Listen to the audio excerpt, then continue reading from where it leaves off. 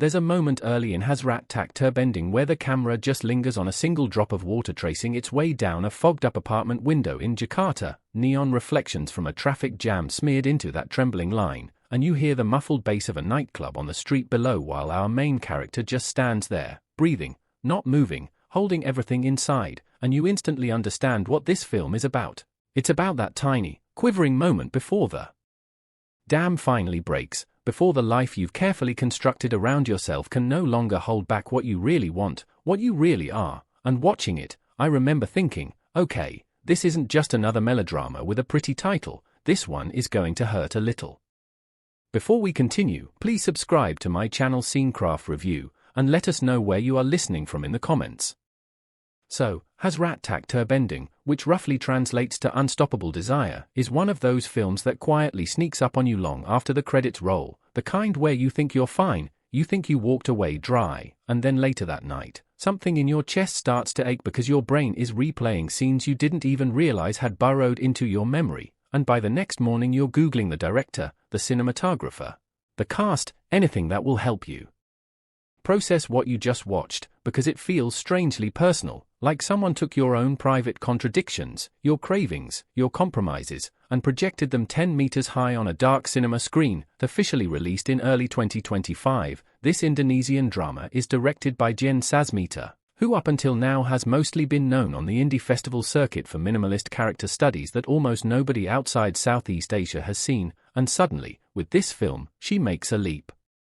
into the semi-mainstream without losing that indie soul, premiering first in Busan, then making a splash in Rotterdam and Tokyo, and finally rolling out across Indonesian theaters with the kind of soft, word-of-mouth push that doesn't scream blockbuster but quietly invites you in like a late-night confession between friends. It's produced on a modest budget, shot mostly in Jakarta and a small fictional coastal town called Tanjung Bayaru, and it stars a trio of performers that, by all rights,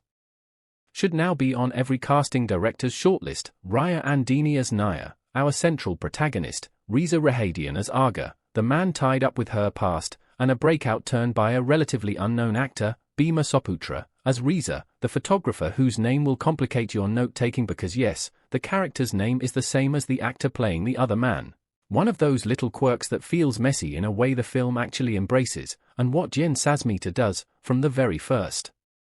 frame, is pull us so deeply into Nia's emotional landscape that Jakarta itself starts to feel like an extension of her body, the elevated train lines like ribs, the concrete flyovers like hardened muscles, the flood canals like veins trying to carry away all the excess of a life that's become too heavy, too full, yet somehow terrifyingly empty at the same time. At its core, Hasrat Terbendung is about Nia, a 30-year-old architect who designs shopping malls and office towers she secretly despises, someone who came to Jakarta from a small coastal town years ago with this blazing idealism about building public spaces that could make people's lives better, and instead got slowly absorbed into the machinery of commercial development, crafting sterile atriums and glossy, air-conditioned cages that look beautiful on a blueprint but feel soulless when she walks through them in real life. The film opens with that fogged-up window, but then it pulls back and we see Nia's entire apartment, neutral colors, asymmetrical furniture, a carefully curated shelf of art books and indoor plants lit by a single warm lamp, the archetypal Instagram-ready urban sanctuary, yet she moves through it like a guest, like she's not sure where to put her hands. And you immediately sense that everything in her life is similarly constructed, similarly polished, and similarly not quite right. Through flashbacks that slice into the present like intrusive thoughts, we slowly learn that Nia grew up in Tanjung Bayaru, a place defined by fishing boats, mangrove forests, and a relentless monsoon season that used to terrify her as a child but also, paradoxically, felt the most honest, water coming whether you're ready or not, waves pounding the shore with a mythology older than anyone in her family. Those flashbacks are where we meet young Nia, played in just a few scenes by a child actress whose gaze somehow already carries the same questioning weight as adult Nia's eyes, and we see her standing with Arga, her childhood best friend, under a half-collapsed pier, sharing secrets over the roar of the ocean, the sky turning the color of bruised plums before the rain. The film doesn't rush to give us a neat summary of what happened between Nia and Arga back then, and that's one of the things I really admire about it. Instead, it drip-feeds us fragments, stolen gestures, small looks, the aborted beginnings of something that never fully formed, like a storm that gathered but was forced to dissipate before it could finally break, and in the present timeline, we discover that Arga is now living in Jakarta too, married, with a young daughter, working as a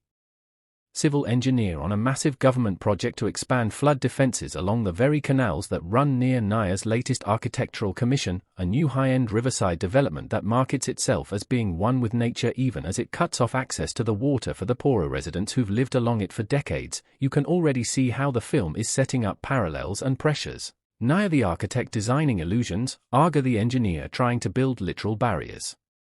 against overflowing tides, both of them entangled in systems that profit from containment of water, of people, of desire.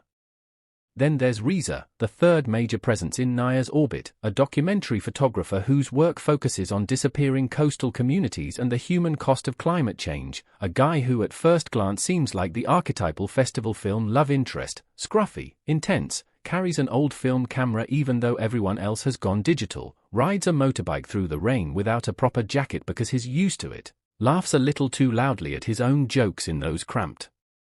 wear-rungs where the plastic tablecloth has been wiped down so many times the pattern is starting to fade, on paper.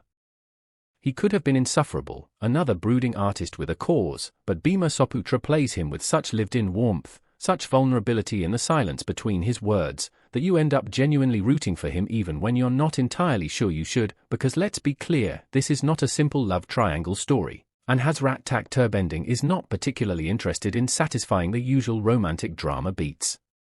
Instead, what the film gives us is an emotional map of Nia's interior conflict, drawn through her interactions with these two men, but also, crucially, through her relationship with her mother, Siti, played by veteran actress Christine Hakim in a supporting performance that frankly deserves its own chapter. Siti appears intermittently throughout the film, usually on the other end of awkward phone calls or in flashbacks that paint her as both stern and heartbreakingly fragile, a woman who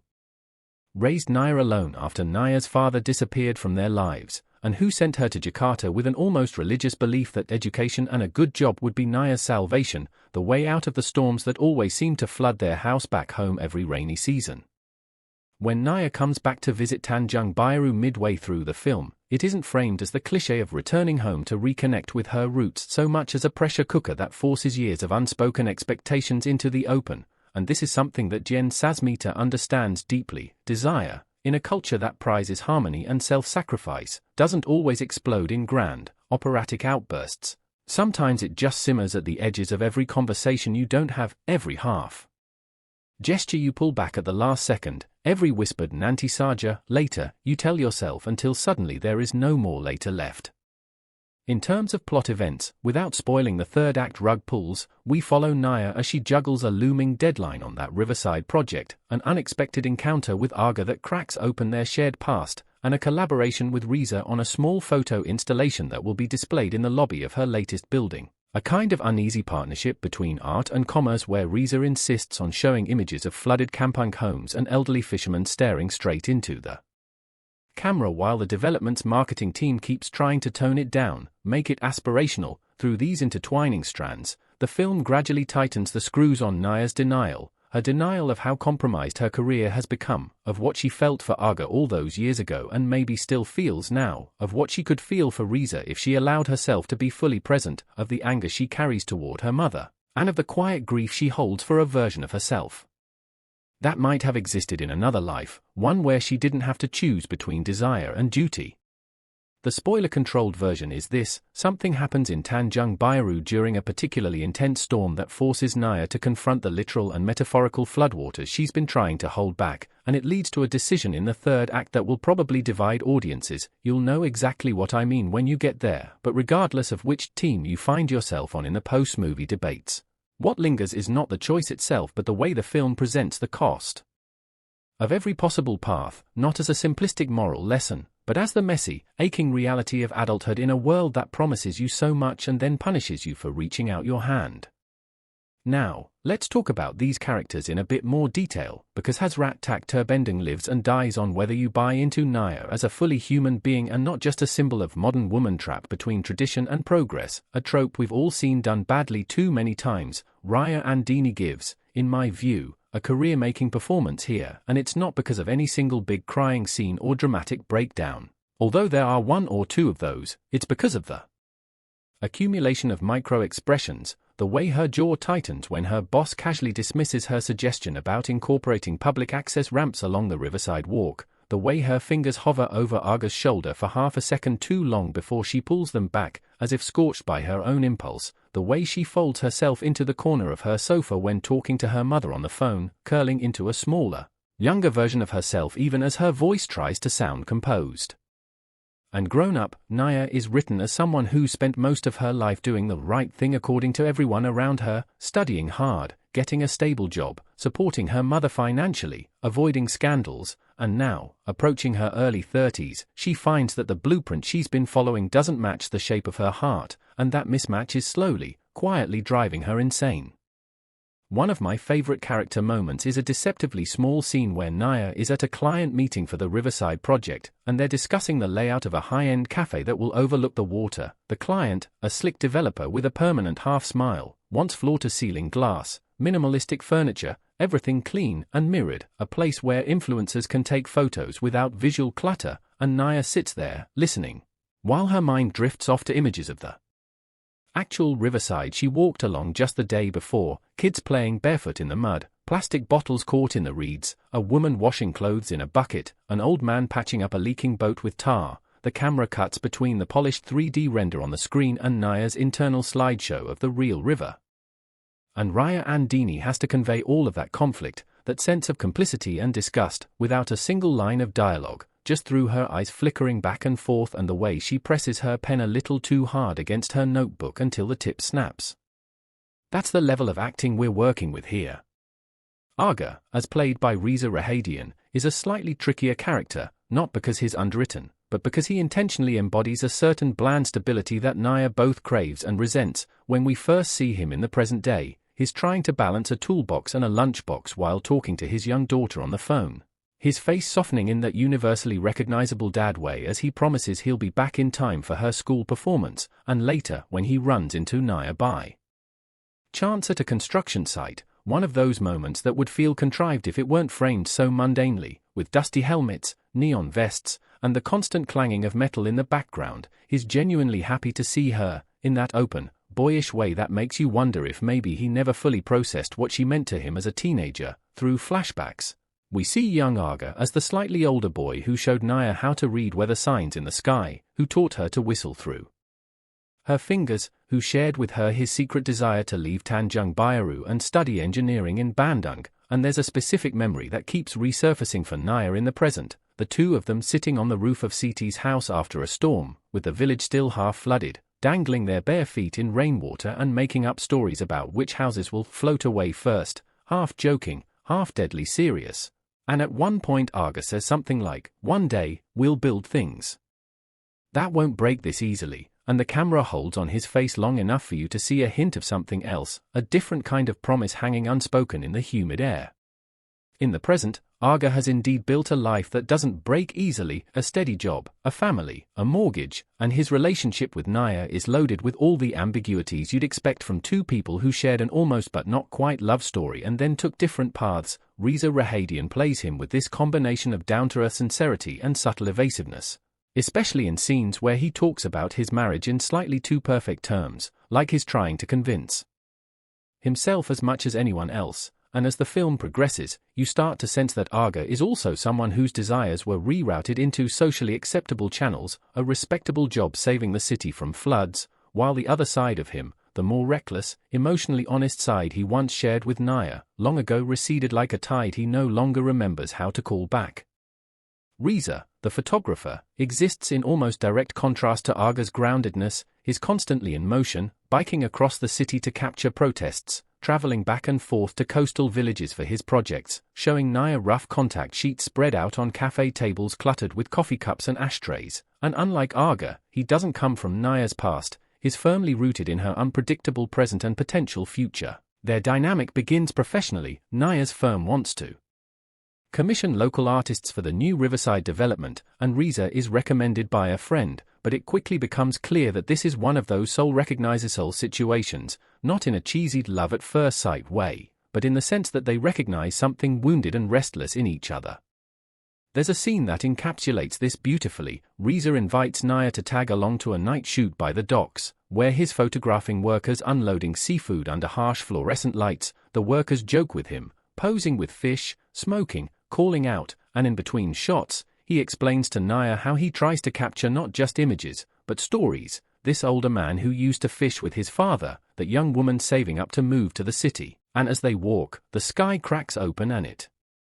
starts to rain. Not a gentle drizzle but a sudden, torrential downpour that sends everyone scrambling for cover except Nia, who just stands there, looking up, letting herself get soaked, while Reza watches her through his camera lens, silently taking photos. Later, when they huddle under a corrugated tin roof waiting for the rain to die down, Nia laughs in a way we haven't seen before in the film, full-bodied and unguarded, her hair sticking to her face. And Reza tells her, "You look like you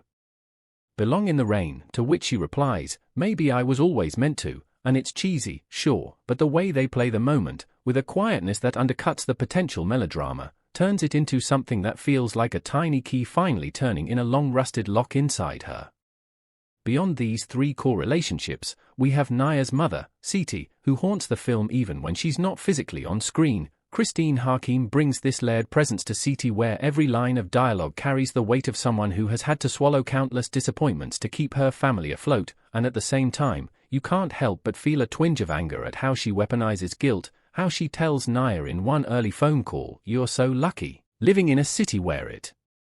doesn't flood every week," as if ignoring the news footage of Jakarta submerged every monsoon, as if refusing to understand that Nia's struggles are not automatically easier just because they're wrapped in concrete and glass. Their interactions feel painfully real for anyone who's ever been the first in their family to leave home, to chase an education, to shoulder the mantle of hope that parents place on you without fully grasping how heavy it is.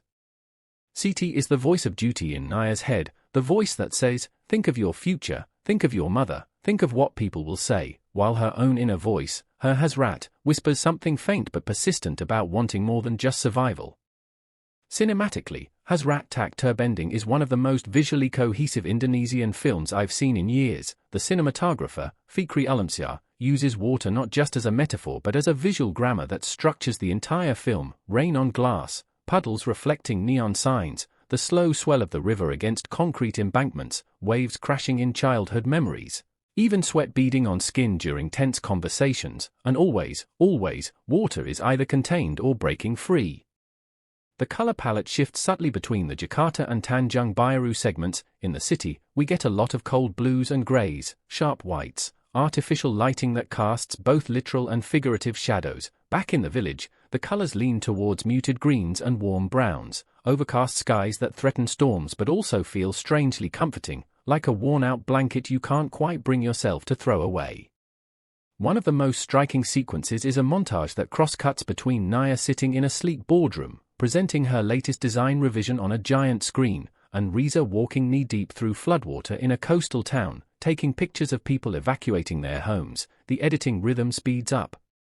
The sound design bleeds rain and distant thunder into the muffled air-conditioned hum of the office, and you see Nia's floor plan diagrams, all those clean lines and sanitized labels, overlaid in your mind with images of soaked mattresses and floating plastic chairs, and it's like the film is visually screaming at you, these worlds are connected, these choices matter. Without having anyone in the story explicitly preach about capitalism or climate injustice, it trusts you to make the connection yourself. The music, composed by Yudhistira, plays a crucial role in maintaining this emotional undercurrent without overwhelming it. He uses a lot of piano and strings, but in a way that avoids the syrupy clichés of romantic dramas, often stripping away melody in key moments to let ambient sound take over. Rain on tin roofs, distant motorcycle engines, the creak of wooden floors in Siti's house, so that when the score does swell, it feels earned, like the cinematic equivalent of finally letting yourself cry after holding it in for too long. And I love that the film doesn't rely heavily on pop songs to tell us what to feel, though there is one haunting original ballad, Hujan di Dalam Dada, Rain Inside the Chest, sung by a rising indie artist, that plays diegetically near the end when Nia is riding a late-night Trans-Jakarta bus, earphones in, forehead resting against the window, her reflection layered over the passing city lights. And the lyrics, about building a house inside your own heart that keeps flooding no matter how many times you patch the roof, hit a little too hard.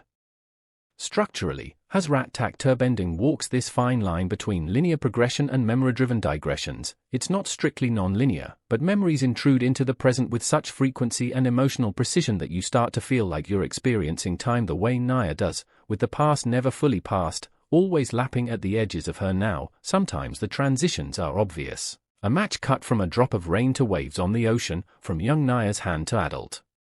Nia's, but other times they're almost subliminal, like a piece of sound that carries over, a particular line of dialogue that echoes across decades, and that fluidity reinforces the idea that desire doesn't follow a neat timeline either, that what you wanted at 16 doesn't just vanish because you took a different road at 25.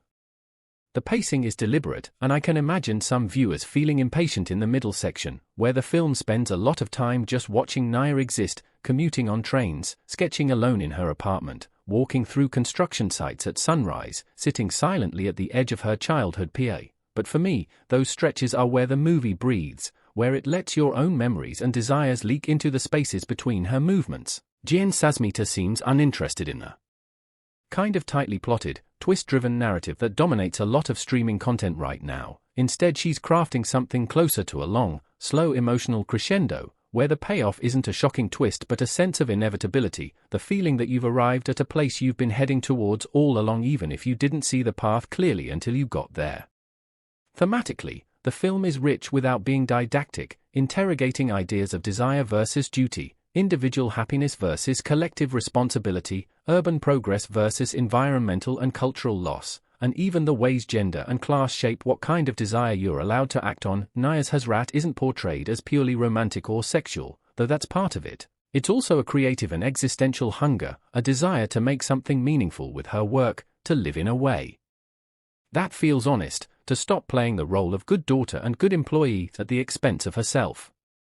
There's a quietly devastating scene where Nia is sitting with Reza in a small coffee stall after visiting one of the communities that will be displaced by her Riverside project, and he asks her, almost casually, if money and your mother and everything else didn't matter, what would you build? And she pauses for a long time before answering, I would build places where people can get lost without feeling like they're trespassing, and he laughs, thinking she's being poetic, but we, the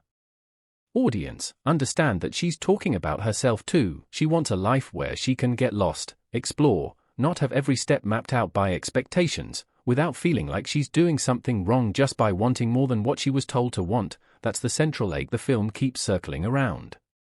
Performance-wise, Raya Andini and Bhima Soputra share a chemistry that feels refreshingly mature and layered. Their scenes aren't all charged with overt sexual tension, sometimes they're just kind, sometimes awkward, sometimes even slightly antagonistic, like when Reza calls Nia out for working on a project that will literally erase the stories he's trying to tell with his photos, and she bristles, snapping back that it must be nice to live with such moral clarity when your income doesn't pay for anyone else's medication or electricity bill. Their arguments never feel like contrived conflict for the sake of conflict. They feel like the collision of two people who are both trying, in different ways, to be decent in an indecent system, and that makes their moments of connection, when they lower their defenses for a moment, all the more moving. Reza Rahadian, meanwhile, brings this weary gentleness to Arga that complicates any instinct to villainize him as the guy standing in the way of Nia's freedom. He's not an obstacle, he's a mirror, showing her a version of life she could have had if she'd stayed in Tanjung Bayaru, if she'd married young, if she'd accepted a smaller, more predictable world, and the film never dares to say that version would have been worse. Only that it would have been different, and that acknowledging that multiplicity of possible lives is part of what makes growing older so bittersweet. In terms of broader cultural impact, Hasrat Terbendung arrived at a moment when Indonesian cinema has been increasingly willing to tackle more complex emotional terrain, especially around women's interiority and agency. In that sense, it stands alongside films like Melina the Murderer in 4 Acts and Uni in pushing against the boundaries of what local audiences are used to seeing. But it does so without leaning on violence or sensationalism. Instead, it quietly subverts norms by simply taking a woman's conflicted desire seriously, centering it as the main event rather than a subplot, and that in itself feels radical in a context where on-screen women are still frequently reduced to either long-suffering wives, comic relief, or glamorized stereotypes. The reaction online, especially among younger viewers, has been fascinating to watch. Social media filled up with clips of Nia staring out windows, of rain-soaked monologues, of that rooftop conversation between teenage Nia and teenage Arga, overlaid with quotes like, "If I don't want what you want for me, does that make me ungrateful? And sometimes I think I'm more afraid of disappointing you than I am of drowning," and you can tell the film hit a nerve. There were heated debates about Nia's choices, about whether she was selfish or brave, about whether she should have handled things differently with Arga, with Reza, with her mother, and in those debates, you can feel the tension between generations, between more traditional views that equate sacrifice with virtue, and more individualistic perspectives that prioritize self-fulfillment. Critically, the film has been praised for its craft and its emotional honesty, though not without some caveats. A few reviewers pointed out that its pacing might alienate viewers expecting a more conventional romance or a clear-cut social issue drama, and there were questions raised about whether its depiction of working-class communities, while sympathetic, still filters them too much through Nia and Reza's middle-class gaze. These are fair points, and I think the film partially anticipates them by including characters who call out Nia and Reza for exactly that. There's a woman in Tanjung Biru who tells Reza, "You take pictures, she makes drawings, but we're the ones who get moved, right?" And that line lands with the kind of blunt force that suggests Jen Sasmita is aware of the ethical minefield she's walking through. What I personally appreciate is that the film doesn't let Nia off the hook just because we're aligned with her subjectivity. She is complicit in systems that harm people, she does hurt people she loves, and the narrative never excuses that, it only contextualizes it, inviting us to consider how often our own desires are tangled up with structures of power, and how difficult it is to extricate one from the other.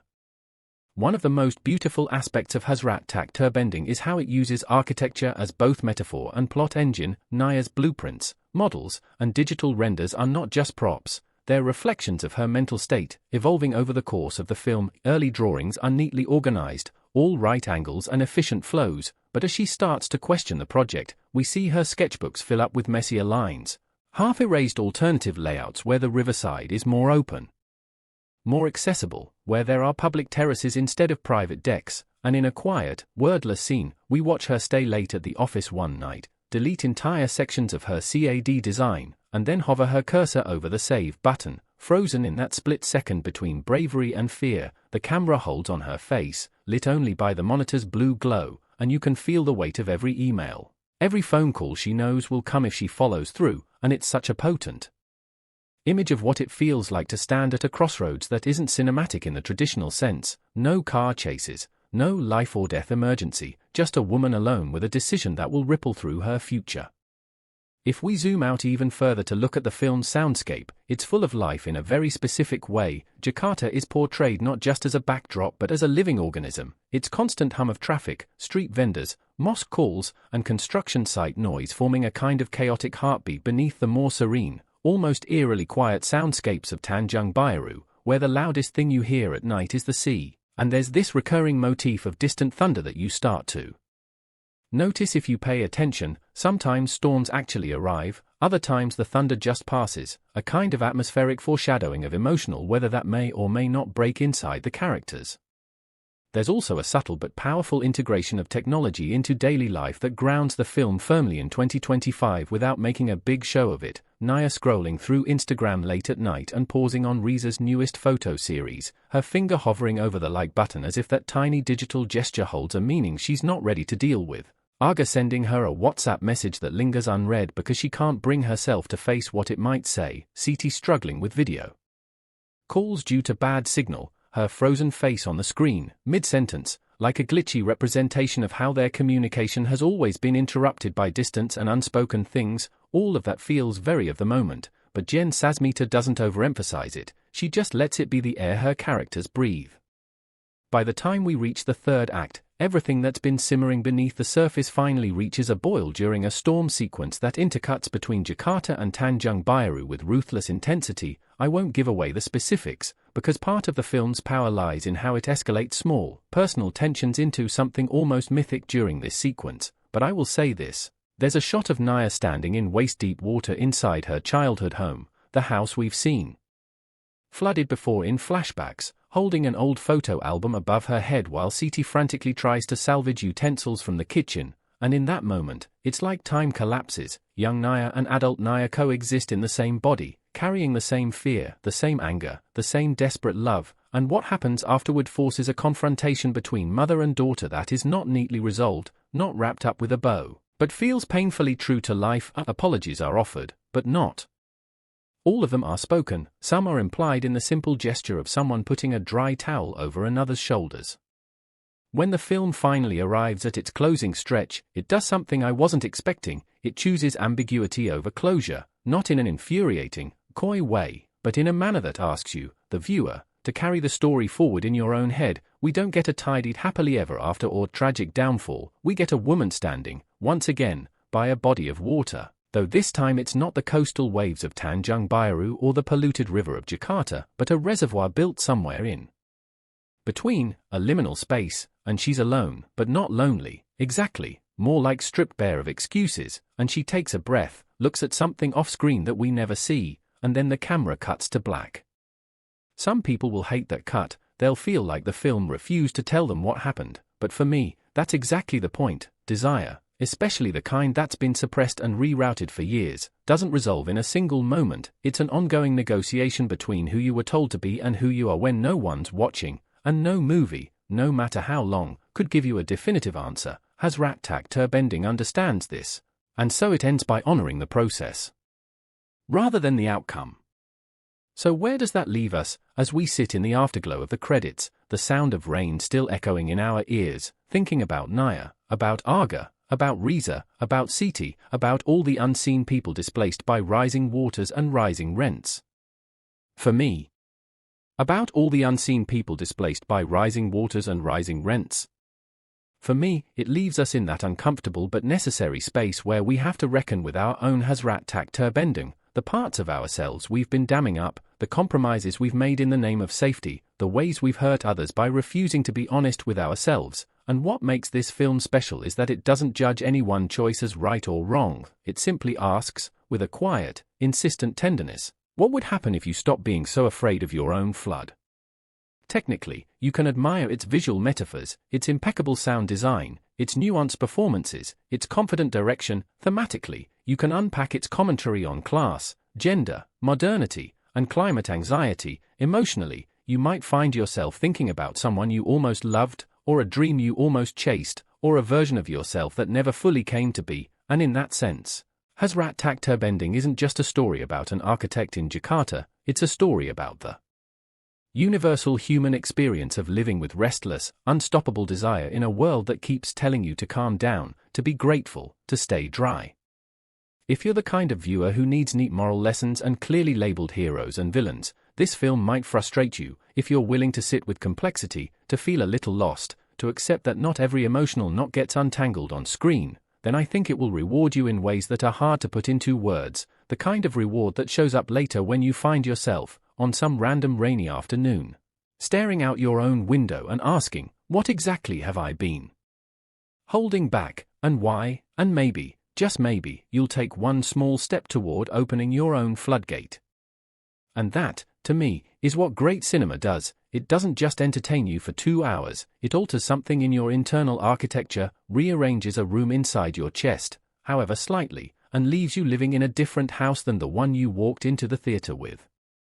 Picking up right where we left Nia standing at that in-between body of water, I want to sink even deeper into the way Hasrat Terbendung rewires the language of romance and regret on screen, because the more you sit with this movie, the more you realize it's quietly dismantling a whole catalogue of cliches we've been trained to expect from stories about complicated love and following your heart, and replacing them with something at once smaller and so much more honest. Think about how most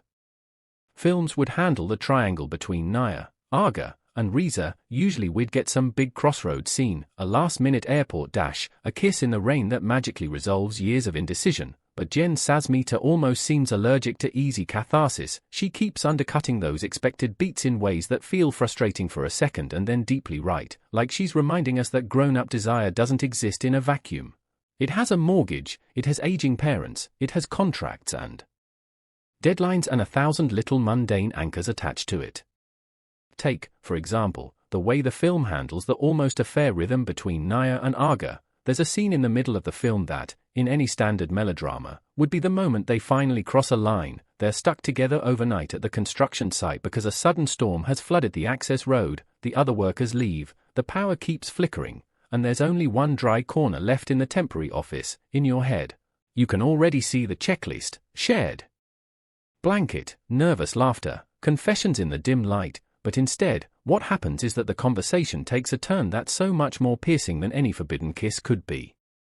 Arga, exhausted, admits that sometimes he fantasizes about quitting everything, moving back to Tanjung Bayaru, opening a small workshop by the sea, and Nia, equally exhausted, laughs in this brittle way and says, "You're allowed to dream out loud because you already got what you're supposed to," and she gestures vaguely, at his wedding ring, at his daughter's photo on the desk, and there's this heavy silence where you can tell he wants to protest, to list all the ways he's also trapped, but he doesn't, because deep down he knows there's truth in what she says, and then, instead of them collapsing into each other, they fall asleep sitting back to back, heads tilted in opposite directions, the camera holding on that image as thunder rolls outside, and it's such a quietly brutal visual, two people who could have been each other's shelter, now leaning on one another only through a thin layer of fabric and years of misaligned timing. That's the kind of choice this film makes over and over again, and it's why certain scenes keep replaying in your mind days later. You remember not what happened, but what didn't happen, all the swallowed words and aborted gestures. Similarly, with Reza, we never get a grand, sweeping declaration. Instead, the emotional peaks between him and Nia are these fragile, tentative pockets of intimacy that feel like they could be blown away by the slightest gust of reality. One of my favorite sequences is when he invites her to his tiny rented room for the first time, not as a romantic setup, but because he's just developed a roll of film from their trip to Tanjung Bayaru and wants her opinion. The room is cramped, walls covered with prints and notes, a mattress on the floor, a few books stacked in the corner, the ceiling fan making that tired clicking sound older fans always make, and there's a kettle boiling on a portable stove. As they look through the photos, Nia is startled to see herself in several frames, not posing, just existing at the edge of the image, her back turned as she talks to a fisherwoman, her profile as she leans over a railing, the curve of her hand reaching toward the water. She jokes, "I didn't sign a model release," trying to brush off the intimacy of being seen in moments she didn't know were being captured, but there's a flicker of panic in her eyes too, because the photos reveal a version of her she's not used to confronting, someone unguarded, a little softer, someone who looks like she belongs more to that in-between space by the water than to the polished offices she walks through every day. Reza, sensing her discomfort, says, "If you want, I won't use these in the exhibit," and there's this tiny beat where she could have said, "Yes, please don't," retreating to safety, but instead she surprises herself by saying, "No, use them, just don't write my name," like she's half willing to exist honestly, but only if she can do it anonymously, behind glass, in a gallery where people can look without recognizing her in real life. That paradox, wanting to be seen and terrified of being known, runs through everything Nia does, and the film uses Reza's camera as this almost uncomfortable metaphor for how desire is often bound up with the fear of exposure. He literally holds the power to frame her, to immortalize her as this or that version of herself, and he constantly hands that power back to her, asking consent, asking opinion, asking where the line is, which is, in its own quiet way, a profoundly romantic gesture. And yet, the film refuses to sanctify him as some perfect savior. He's idealistic, yes, but he's also impulsive, sometimes naive about the consequences of his work on the people he photographs, and there's a key argument where a resident of the Riverside Kampung confronts him, saying, "You take our suffering and turn it into something beautiful for city people to look at," and Nia, standing beside him, feels the accusation hit double, at him for aestheticizing, at her for building the structures that will eventually erase these stories from physical space. That double hit is important because it stops the narrative from sliding into an easy dichotomy of art good, development bad, and instead lays bare how everyone, even the most well-intentioned, can participate in exploitation when the underlying system is skewed. One thing I haven't touched on enough yet is how deeply water is baked into the film's emotional DNA, not just as a background element or a climate change talking point, but as the very language through which the characters understand themselves. The title, Hasrat tak Terbendung, doesn't just point to unstoppable desire in the abstract, it evokes the image of a dam that can't hold, a structure failing under pressure. And the film keeps cutting between literal dams, floodgates, embankments, and the metaphorical ones inside its characters. There's this scene with Arga taking Nia on a tour of one of the new floodgates he's supervising. From a purely informational standpoint, it's him explaining how the mechanism works, how they're trying to protect the city from sea level rise. But beneath the surface, it's two people who've spent their lives building barriers, he physical ones, she emotional ones, finally standing right up against the massive metal doors that resemble the walls they've erected inside themselves. When Nia touches the cold steel and asks, almost idly, what happens if it fails? Arga's reply is technical. There's this subconscious presence of something waiting just outside the walls. Another layer that unfolds more on repeat viewings is the film's engagement with time, not just chronological time, but generational time, the weight of inherited fear and hope. CT's backstory is never fully spelled out, but we get glimpses in those rare scenes where she's allowed to speak about her own youth, about the life she might have had before she became Nia's mother. In one particularly heartbreaking conversation, after the big flood in Tanjung Bayaru, she tells Nia, while wringing out soaked clothes, about a boy she once wanted to marry, someone her parents forbade because he was too poor, too restless, not serious, and you see Nia's face change as she realizes, maybe for the first time, that her mother was once a young woman with her own Hasrat Terbendung, her own dammed-up desires that never found an outlet. Christine Hakim plays that moment with such delicate restraint. There's no monologue, just a few sentences, a trailing off, a quick shift back to practical matters, but it recontextualizes so much of CT's behavior toward Nia. The pressure she puts on her daughter to choose wisely, to not ruin her life, is suddenly less about control and more about a terrified attempt to prevent history from repeating itself, even if in doing so, she ends up inflicting a different kind of wound.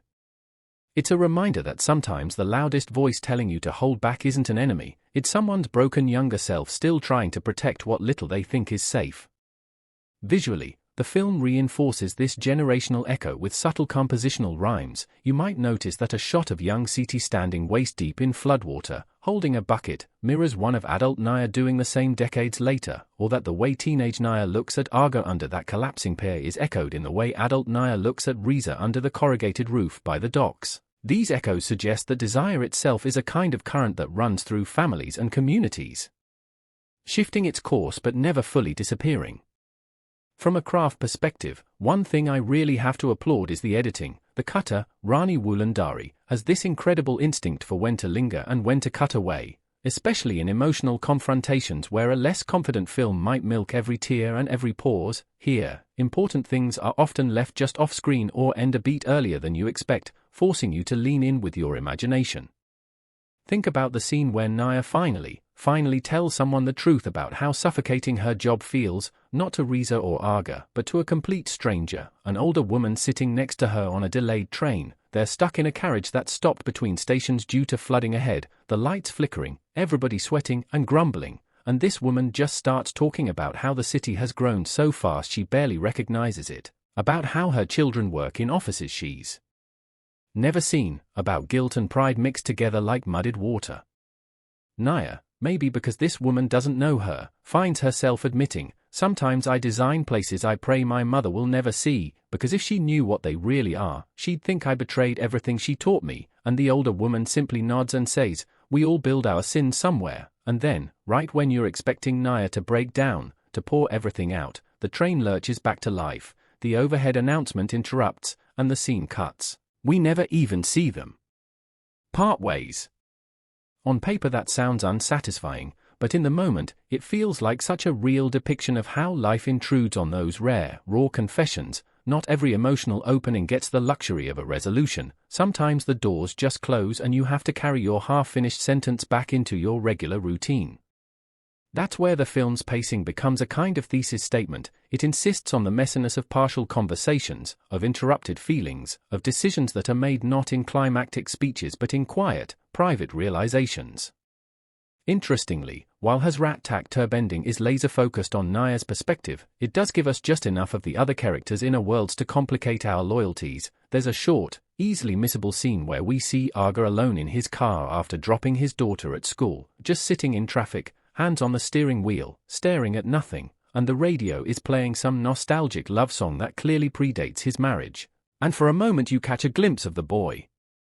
he used to be, the one who once dreamed of leaving Tanjung Bayaru not just to build floodgates, but to build a life with whoever he actually loved. that ghost of a path not taken hovers around him, but the film doesn't let us into his regrets the way it does with Nia's, because that's not the story it's telling.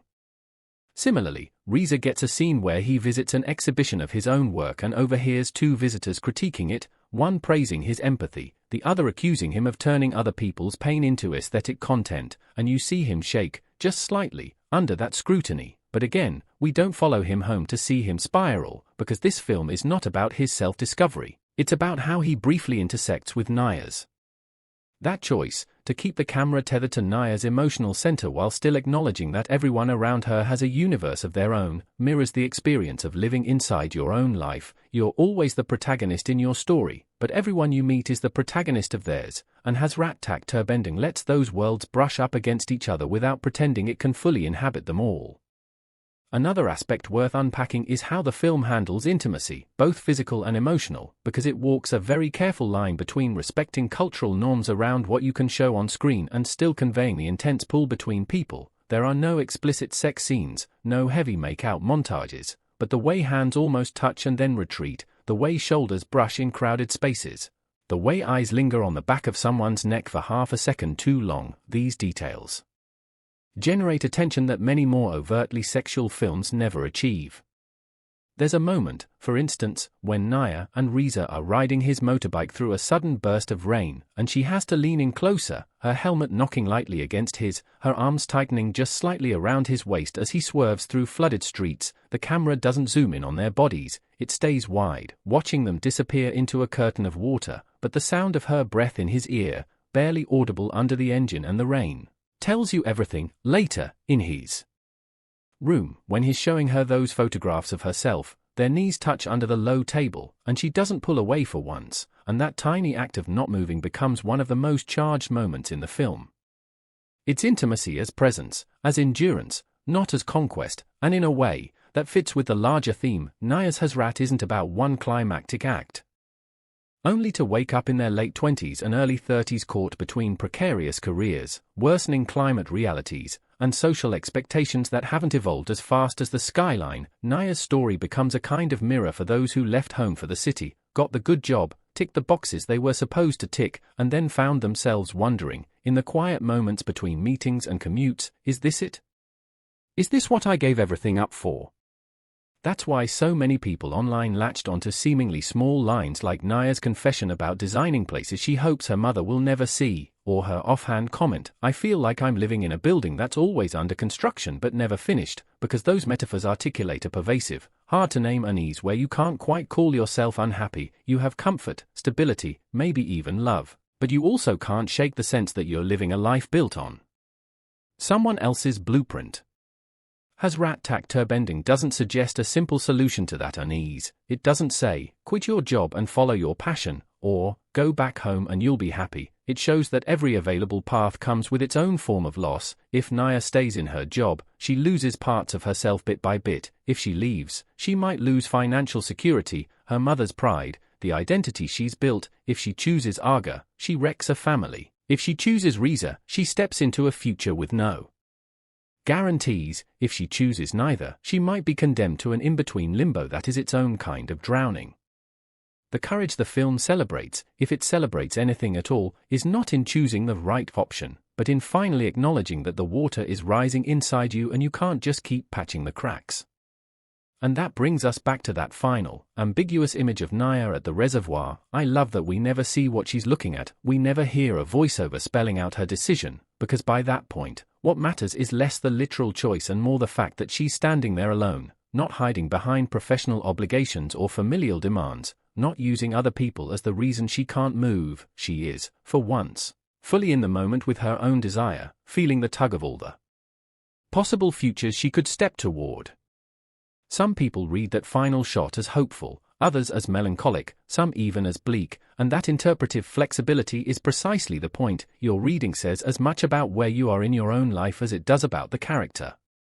If you're in a season of impending change, you might see it as a prelude to a bold leap. If you're feeling stuck, you might see it as yet another hesitation. If you've already made hard choices and are dealing with the fallout, you might see it as the calm before an inevitable storm. That's what keeps the movie alive long after you've left the theater. It becomes less about Nia and more about you, about the part of you that's still pressing its face to some metaphorical window, watching drops of water trace slow, trembling paths down the glass, wondering how long you can keep pretending everything inside the house is dry. And maybe that's the quiet genius of Hasrat Terbendung, not that it shows you something completely new, but that it takes feelings you've probably had on lonely bus rides and sleepless nights and gives them shapes, colors, sounds, faces, until you can no longer dismiss them as just a passing mood. It insists that those little aches are worth paying attention to, that the flood inside you deserves the same respect and planning and courage we reserve for the literal floods we see on the news. So when people ask me, is it worth watching? Is it too slow? Is it too sad? My answer is, it's worth watching if you're ready to have a mirror held up to parts of yourself you might not always want to look at, and it's only as sad as honesty sometimes has to be, but there's also a strange kind of comfort in that sadness, the comfort of realizing you're not the only one trying to keep your internal storm from spilling over. And if art can do that, can make us feel a little less alone in our contradictions, then for me, that's more than enough reason to sit with the discomfort, to let the rain seep in. It starts with a voice, the kind of low, late-night voice that crawls under your skin before your brain has had time to assign a face to it, and that's the slippery deal this film makes with you from the very first scene. That desire is less a decision than a current, a tide pulling you someplace you swore you wouldn't go and maybe secretly hoped you would, because Hasrat Terbendung, a title that practically breathes a dare, arrives in the blue hours of the cinematic year and says look at the way people ache when nobody's looking, look at the wobble in their courage, look at the truth we stifle because we want to be good and the love we hide because we want to be chosen, and in that tension, that trembling space between, it finds the kind of intimacy you don't get from grand gestures or flower-strewn confessions but from slightly trembling fingers hovering near a keyboard at 1:13 a.m. From a sigh that doesn't know it's being recorded, from the moment a radio caller stops pretending he's calling for a joke and realizes he's calling to be seen. And if that image hooks you, if it sends a thrum through your ribs the way a gentle bass line threads a long night, then this movie is going to wrap around you like rain on a tin roof and just stay there while you think about all the things you haven't said. Before we continue, please subscribe to my channel Scenecraft Review, and let us know where you are listening from in the comments. What's wild about this release is how quietly it stepped into 2025, like someone sliding into the last row of a dark theater mid-trailer, not making a scene, not begging for attention, just trusting that those who needed it would feel the brush of its passing and turn, and that's very much how it's built, too, steady and trusting and human. Written and directed by a filmmaker who understands that longing is as much about silence as it is about noise, who lets city sounds breathe and conversations overlap and rooms feel lived in with scuffed paint and dangling cords and stacked mugs because we're inside a real world here, not a polished ad for urban life, a Jakarta of late buses and broken umbrellas and laughter that hides fatigue, and the wide impossible sky of Java that makes every decision feel like a small prayer sent up with the steam of your coffee. It's an Indonesian story that wears its cultural specificity like a batik pattern you only notice when the light hits it.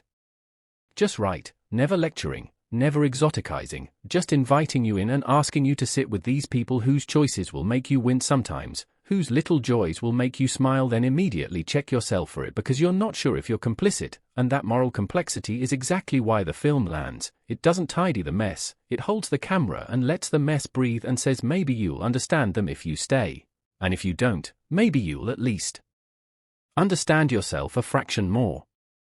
The story follows Amora, who is introduced not with a glamour shot or a chirping backstory montage but in profile, bathed in a dull neon wash at a radio station that could be anywhere, the kind of space that only exists to be filled with voices, and it's her voice that steadies the night, a calm late-hour companion for insomniacs and lovesick students and cigarette break nurses and blue-collar drivers threading their way along the city's arteries. And she's very good at this, not because she's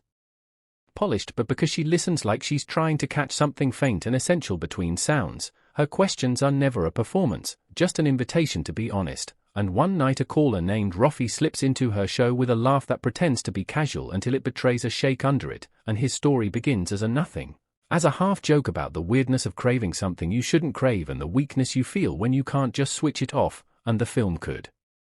go loud there. It could declare a grand forbidden romance out of the gate, but what it does instead is smarter and meaner in the way honesty often is. It lets them talk, again and again, not quite friends, not quite strangers, circling each other in the safety of radio anonymity like kids daring themselves to step off a ledge into a river, and it makes you feel that little risk of confiding, the slight addiction to being heard. The way regular calls become a ritual until you realize the ritual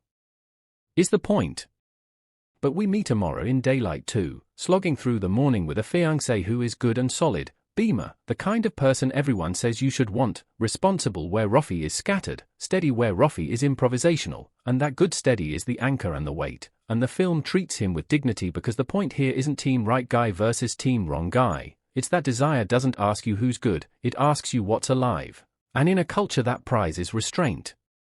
that's explosive, and what's sharper is the way the camera quietly clocks class differences without turning them into simple binaries. Roffy is working late, hustling gigs as a driver and a sound tech for small events and helping his sister with tuition, and Amora is perched on the line between modest security and artistic dream. And Beamer's family is respectable the way respectable can sometimes feel like a script nobody asked if you wanted to memorize, and every dinner with them is a rehearsal for a life she can picture clearly but can't feel fully, and you see it in the way she nods at details about furniture and wedding magazines without meaning to, in the absent tapping of her fingernail on a glass, in the smile she pulls that doesn't reach her eyes. The first time she sees Roffy in person is not a meet-cute but a stumble disguised as an errand, a coincidence dense with denial. She's out conveniently near one of the streets he once described on air, and the film leans into how we rationalize that kind of decision, the way we dress it in plausible lies we tell ourselves on the ride over, and there he is, not a fantasy, just an actual man, wearing a jacket with a half-busted zipper and hair that can't decide if it's given up yet, and it's disarming because desire in your head is clean. But desire in front of you smells like motor oil and coffee and last night's rain, and the scene pulls off something sly. It makes their connection feel ordinary enough that you understand why it could become extraordinary, not with fireworks but with a small kindness, a half-joke that dislodges some stone in her chest, and she laughs before she can stop herself, and you feel the danger of how good that laugh feels. The film plays with this measured approach throughout, favoring naturalistic moments over melodramatic storms, but never confusing quiet with dull, and that's where the directing really sings, with long takes that don't flag but instead coil tension, with frames that keep too much space sometimes, leaving room for the unsaid to stretch its limbs and find its posture, with reflections in windows that haunt and crowd scenes that simply listen. A soundscape that kisses your ear with city life but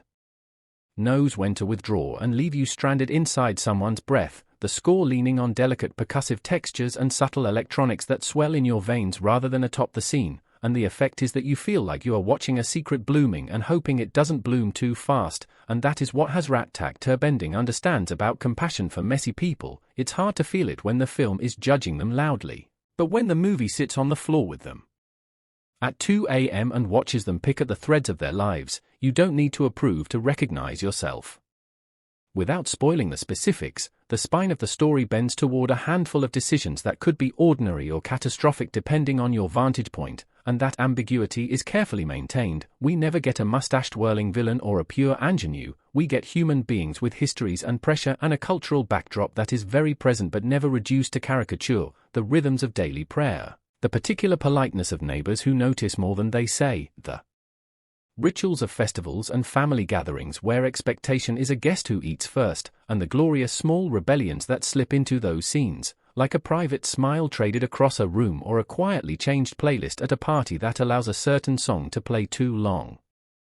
Amora's best friend Uni, a makeup artist who walks through the movie like a truth check with glitter, is maybe the heart's chorus we need. She loves Amora and refuses to romanticize her. She is funny without being inserted as comic relief. Her jokes are defense mechanisms that she knows are defense mechanisms, and she pushes Amora without condescending, which is rarer in movies than it should be. One of my favorite moments is a balcony shot where Uni doesn't give advice so much as hand it over like a mirror, asking would your version of love survive if it had to move furniture and fix a leaky pipe, and what happens if the answer is no. It's gorgeously written, offhand but cutting.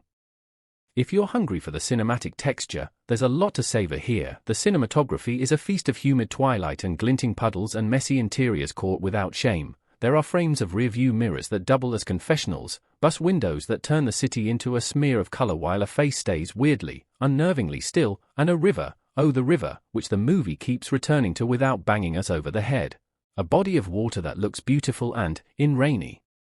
season, dangerous, sometimes in the same shot. The metaphor is there if you want it and easy to ignore if you don't, and the restraint of that choice is lovely, because not every symbol needs a neon sign, just the right amount of resonance.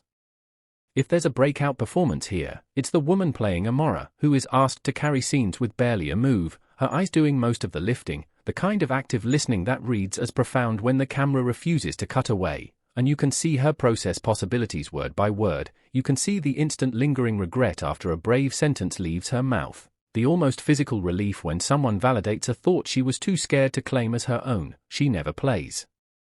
Amora as fallen or scrappy or naive. She plays her as complicated, as someone whose goodness is not invalidated by her desire and whose desire is not erased by her goodness, and it's so compelling to watch because that's much closer to how our lives actually work. Rafi, the caller turned constant, lives somewhere between softness and carelessness, and the actor finds that middle road in the tiniest gestures, a shrug that is half defense, half surrender, the way his shoulders square when he's responsible for someone else, especially his younger sister, who is in the movie just enough to matter without being instrumentalized into a plot device. And if I have a small quibble, it's that I wanted even more of her perspective, because the scenes we do get of her pulling herself upward through study while gently mocking her brother's chaos are vibrant with life.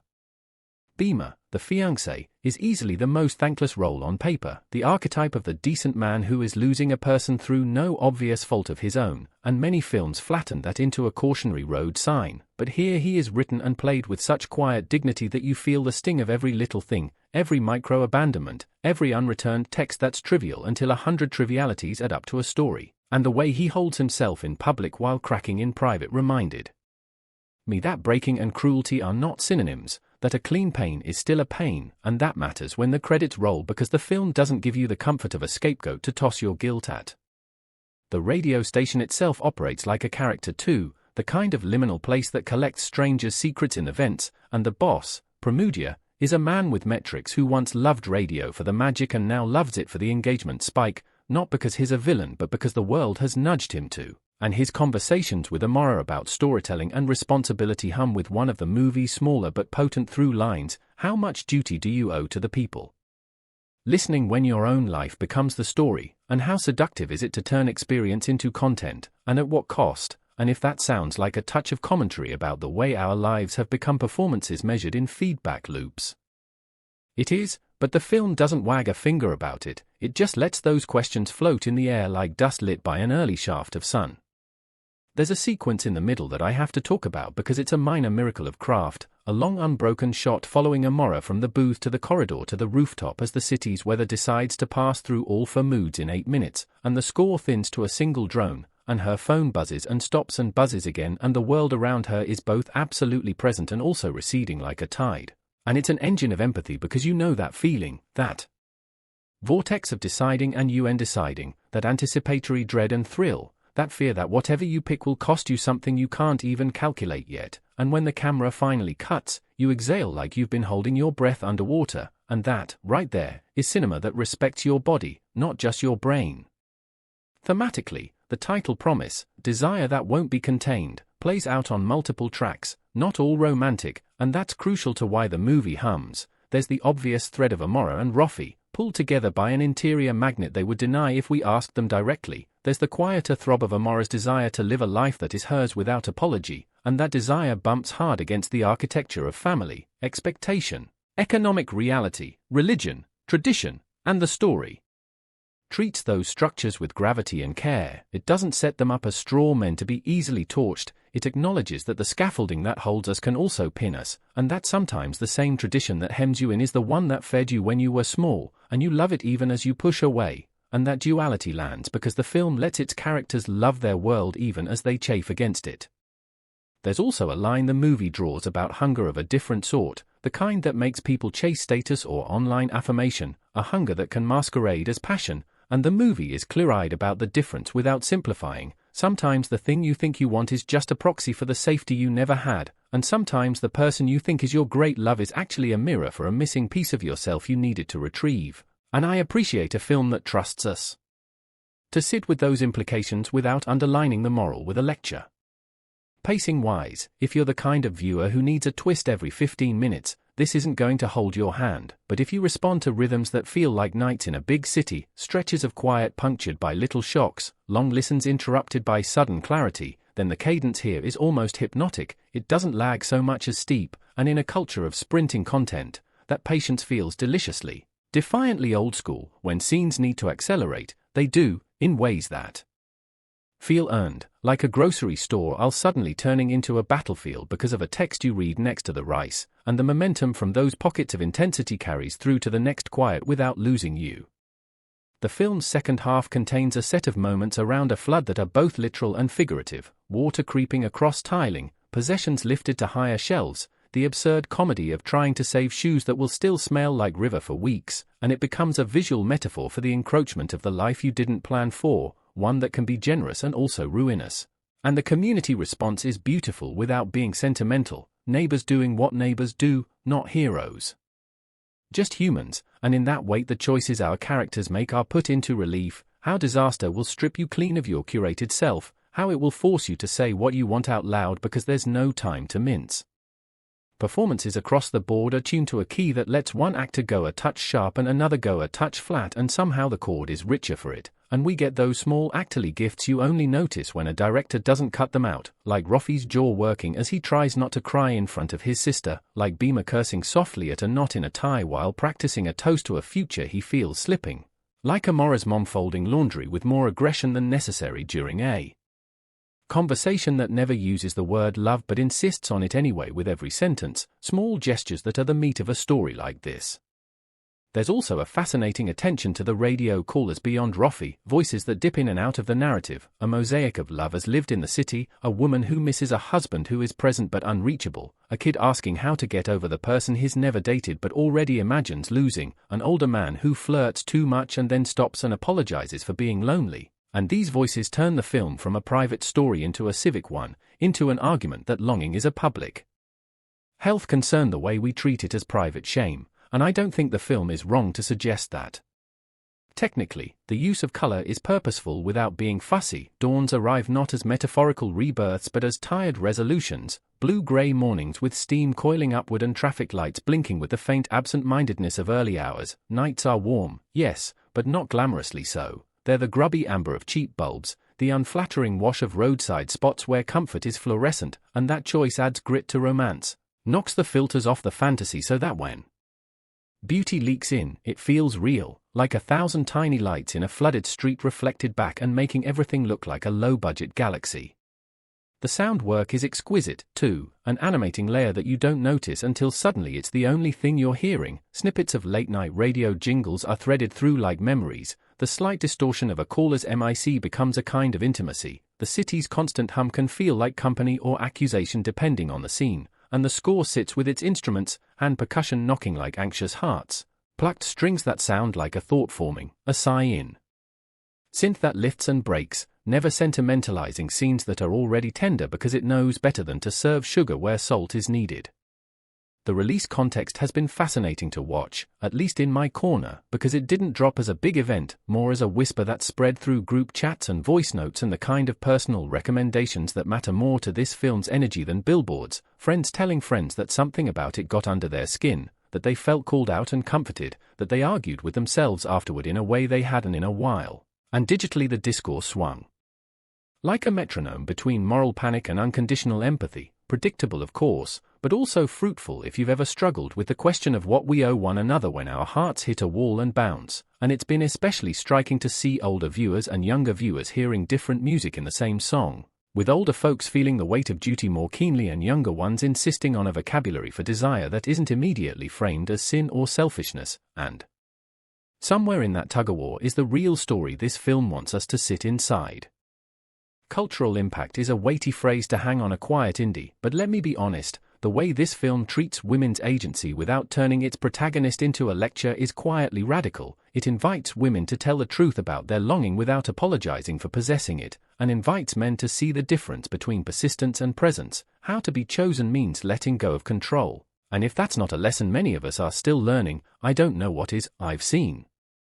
viewers say they felt seen in their contradiction, not forgiven or damned but simply mirrored, and in a media environment so eager to stamp everything as either cautionary tale or aspirational lifestyle, that space feels like a gift. For those wondering about pacing and whether this is slow, here's a clear picture of the film's rhythm. It watches mouths start to form a word and then stop. It stays on faces long enough for the truth to arrive late. It allows a silence to sit on your chest until your attention stops screaming for stimulation and finally listens. And I swear, the second you tune to that frequency, the film plays like a song you can dance slow to, and the moments of release, the bursts, hit harder because you've earned them. There's a late little montage of crumbs of life, taxes, prayers, coffees, laughter, footsteps, cut to a beat that feels like a heartbeat speeding up for no acceptable reason, and it lands not because of clever editing or clever scoring but because all the scenes around it have taught you to feel the pulse already. A note on how the movie treats religion and tradition that I think is vital: it is respectful in a way that is specific and lived in. The camera does not pan across rituals as if we're at a museum exhibit. It sits shoulders across from characters as they practice what gives them sense and structure, and it then lets those practices coexist with choices that do not always align neatly, resisting the easy conclusion that tradition exists only as an obstacle, and especially in one morning scene, where the first call to prayer rides the air in that thin blue hour. Amora pours tea, the steam blurs the frame, and the film refuses to say what is right. It just shows you a person who wants, and a world that whispers, and a time that moves, and that refusal to decree lets the audience do the moral thinking we too often outsource to a film's thesis. That spoiler-controlled part of this review means I'm dancing around a couple of key turning points that reframe the stakes and then reframe them again. One involves a choice made on air that feels like a drop of ink in water, spreading into everything in ways nobody can bottle back up, and another involves a family gathering that is shot like a heist scene, not because anyone is stealing anything but because there is so much coordination of emotion, so many gazes to dodge, so many exits to map.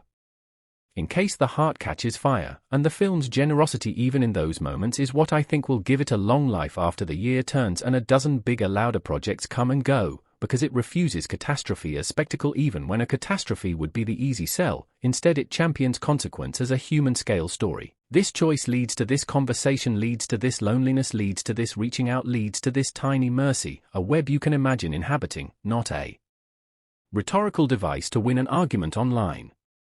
Lest this sound like an unbroken hymn of praise, a couple of the movie's scenes do flirt with repetition. There are two similar late-night walks that seem to echo each other without adding much in the way of new grammar, and there's a subplot with a coworker whose arc you can feel in your bones from the first line. But even here, the film's honesty rescues it from flatness, because people are repetitive when they're stuck, and predictable when they're afraid. And even the subplot that you can call from the doorway is voiced with enough affection that it doesn't cheapen the whole, and I'll take that fallibility over a smoother but emptier final product any day. What I love most, maybe, is how this 2025 release fits like a puzzle piece into a larger conversation happening in cinema about intimacy post-isolation, about how we recalibrated our thresholds for touch and confession in these last years, and about whether our rush back to the spectacle has missed the small, essential movie that sits with a person across a table and says, "Tell me something you'd be embarrassed to write." Because I think a film like Hasrat Terbendung is making a case for a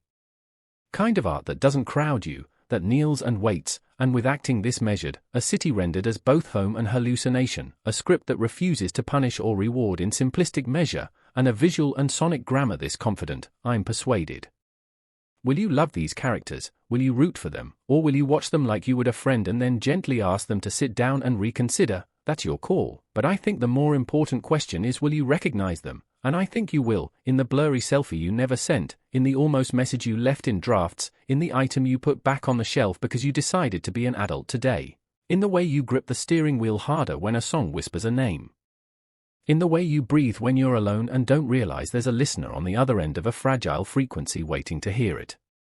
By the time the film closes, it does not give you a moral signed in permanent ink, but it does give you a world that feels tested and a set of people trying, genuinely trying, not to be the worst version of themselves, and that attempt is maybe the most romantic thing the movie offers, more than kisses or confessions, and it leaves you with the sensation of a city where every window might shelter a little drama like this. And if that isn't what cinema is for, not to tidy but to illuminate, I don't know what is. It's a gorgeous, thorny, patient story about desire that respects the price of wanting and the dignity of choosing.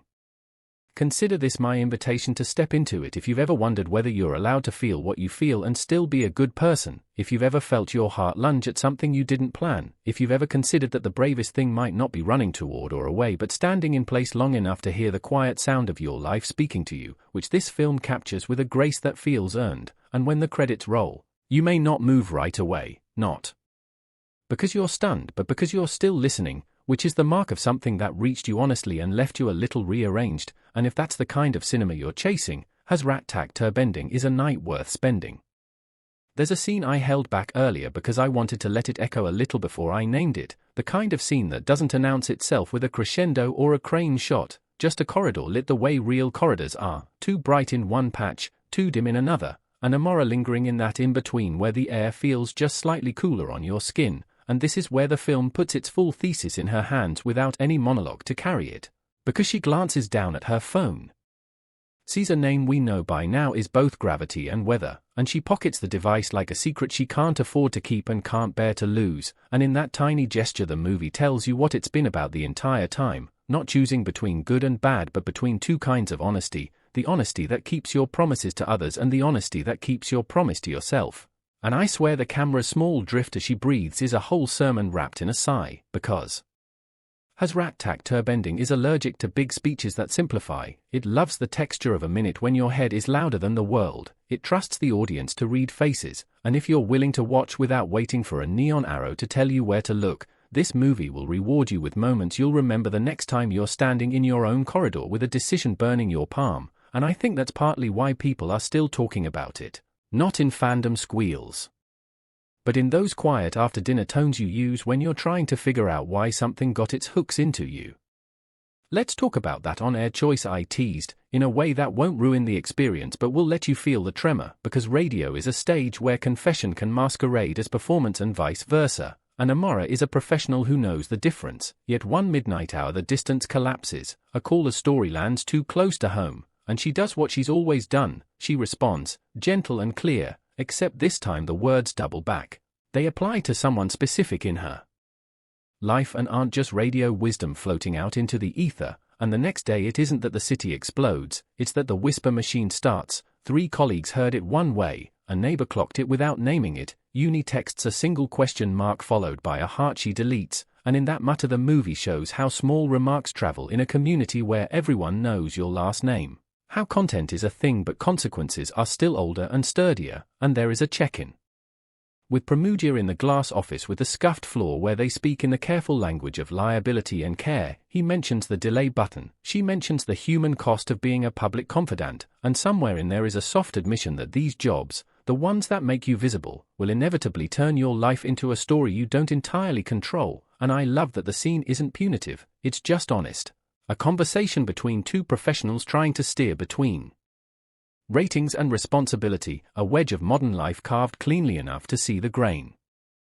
People have asked me why the flood sequence hits so hard, and I think it's because it's shot like the opposite of melodrama. There's no slow-motion chaos or disaster movie blue, just the bored relentlessness of water, the way it seeps, the way normal objects become ridiculous, shoes balanced on chair backs, unplugged power strips like limp spaghetti, neighbors knocking with buckets and jokes that are mostly there to hold back nerves. And the camera stays at human height, moving with the clumsiness of bodies carrying too many things, and then you get these insane little sparks of beauty, strings of fairy lights reflected in the brown surface of a street-turned stream, a pickup truck's overworked engine crooning like a sleep-deprived tenor, a stray cat perched on a windowsill the exact way we perch on the edge of our choices, and through it all the sound is human first, voices tripping over themselves, the river a low complaint underneath, the score stepping back as if it knows this scene doesn't need help, the music returning only for the cleanup, because that's when hearts crack, not during the event but afterward when you smell the mildew and see the ruined papers and realize a whole version of your life just went soggy and heavy, and that's when Rofi, carrying a box that's more memory than object, looks up and makes a decision that is beautiful for the two people it helps and painful for the one person who will read it as an answer to a question she's been afraid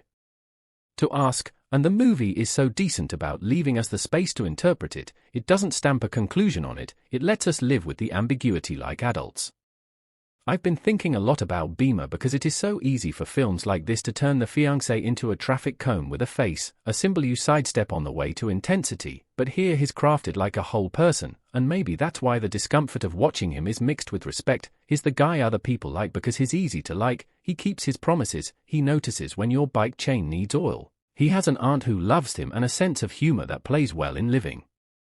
rooms, and if any of that makes you roll your eyes, the film quietly asks what you actually want the world to be made of, and I can't shake the grocery store moment, the simple grief of bad timing, when he says something small but earnest and the camera is on Amora's mouth hovering above a response, and you can feel that a whole new universe of kindness could exist if she was available to receive it, and she isn't, and that isn't villainy, it's reality, and this movie is so committed to reality.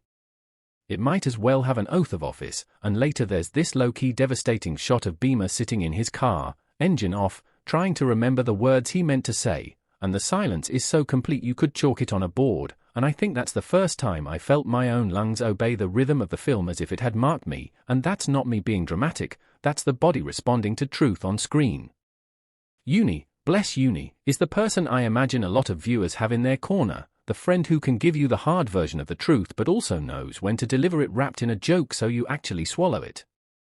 And the movie gifts her a tiny arc that blossoms in the margins. She takes a gig out of town, she fights with a client who wants impossible skin, she sends Amora a photo from a hotel room where the bedspread is trying too hard, and she tells a small story about how you can love your work and still be exhausted by what it asks you to pretend, and the way she applies eyeliner to a bride's eyelid in one close-up is a masterclass in care. The same care she applies to their friendship, and when she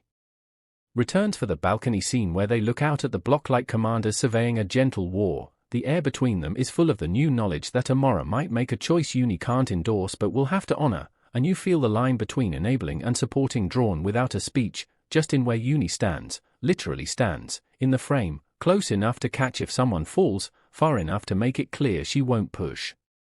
The station is an ecosystem I could watch a whole series about, the hum of hardware that's a little too old, the comfort of routines, the intern who moves around with 17 small tasks and a pen behind their ear, the engineer who treats the soundboard like an altar, the soft tyranny of the on-air light, and that delay button, the one that exists so the worst human impulses can be shaved off before they reach 1,000 cars and bedrooms, becomes a symbol the film never points at with a neon sign but keeps in view. It's a question lurking in hardware: what are we allowed to edit out and what must we let pass? And when that light flickers at a crucial moment, the tiny malfunction feels like fate's rude cameo, but of course it's just a light, just a bulb, and the film keeps us honest by never anthropomorphing chance into destiny. It insists we recognize that people make the choices that matter. I want to linger on sound a second because there's such pleasure in watching a movie that understands the ear's memory, the way certain tones carry emotion so much more efficiently than dialogue ever could, the knock of ceramic cups in a warung at 2 a.m., motorbikes carving wet streets like pencils, a grandmother's laugh that reads like a warm hand on your shoulder, and then the mix will drop into near silence except for breath and a fan. And in that hush you can hear the heart of the scene. The way you hear a neighbor's radio through a shared wall, not perfectly, but enough to know the song, and the score keeps returning to this four-note motif that feels like standing at a doorway unsure whether to knock. It shows up in different instruments depending on who is holding the risk, plucked on a guitar when Roffy is choosing care over thrill, bowed thinly on strings when Amora is holding herself steady in front of the one person she cannot lie to, and on-hand percussion when the city seems to be trying to help them decide by being stubbornly, insistently alive around them.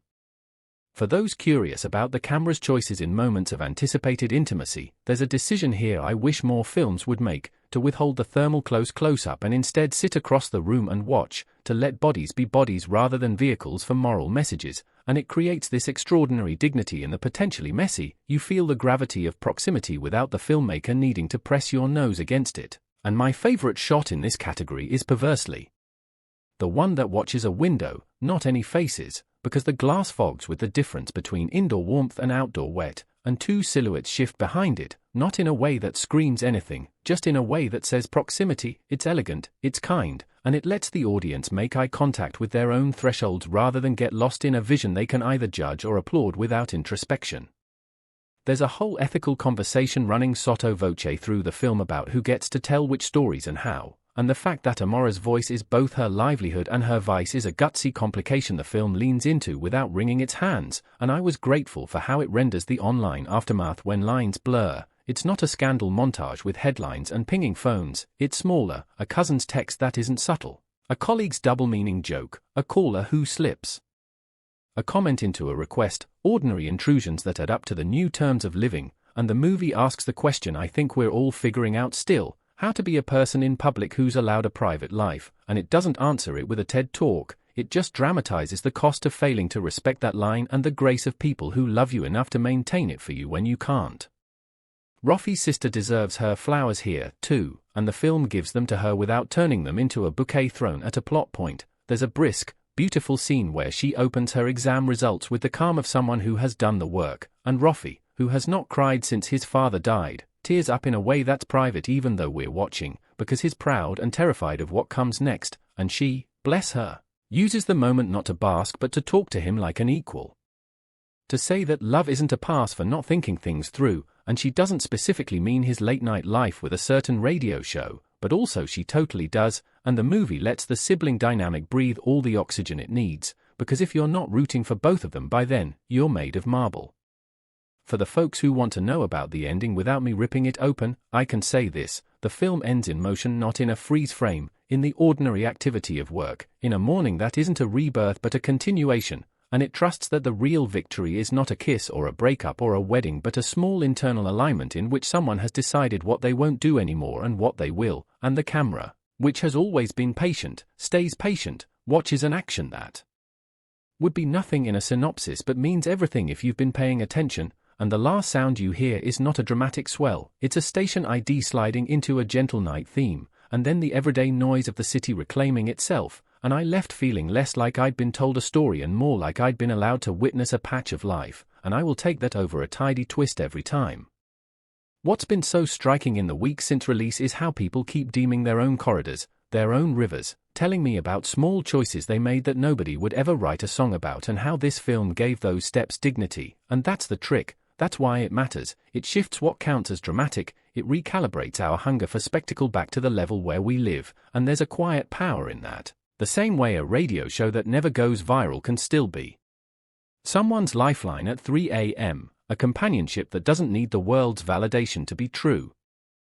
If you're waiting for me to say whether it's perfect, it isn't, because nothing is, and I still think two scenes rhyme a little too closely to earn their twin existence, but the film's flaws feel like human breath in a room rather than cracks in a building, and I would rather spend 2 hours with something alive and uneven than 90 minutes with something engineered for maximum smoothness, because smoothness is what you want in escalators, not in art, and this movie is a handrail you grip when the steps pitch just a bit underfoot, and what a gift to get that in 2025, when our timelines are training us to confuse intensity with attention and noise with meaning. And can we talk about the little cultural specifics the film sneaks in without turning into a tour guide, the way an ojol driver and a shopkeeper trade good-natured jabs, the postcard moment of a batik blouse hung out to dry alongside jeans, the warung owner who knows everyone's order and has 5 cups going at once, the detail of a stack of sandals by a doorway that tells you more about community than any speech could, the sound of the adzan reaching into a scene where someone is trying to be brave, not because the film is scoring bravery with religion but because the rhythm of life does not pause for your crisis, it keeps time while you figure yourself out, and there is deep comfort in being small inside something larger even when you feel like a mess, and the movie lets you feel that, it doesn't translate it for you, it says sit, look, listen.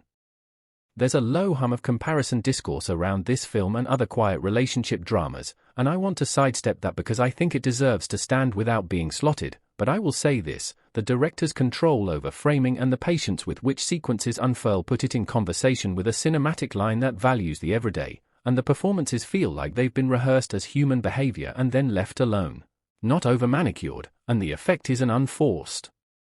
naturalism that makes even the self-consciously beautiful shots feel like you just turned your head and caught them, not like they were waiting for you.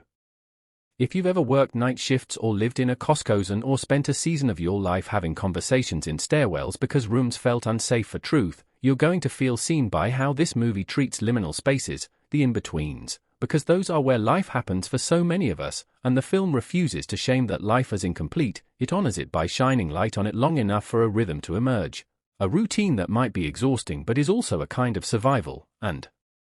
there's deep tenderness in that lens.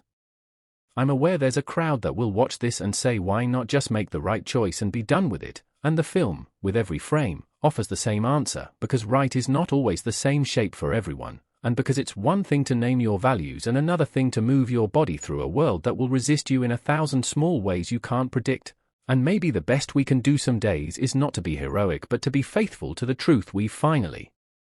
recognized, which sounds lofty until you apply it to the mundane, to showing up, to stepping back, to saying no in a tone that doesn't leave bruises, to choosing to do the next kind thing, and most cinema doesn't know how to show that without putting a cape on someone, but this one does, and I'm grateful.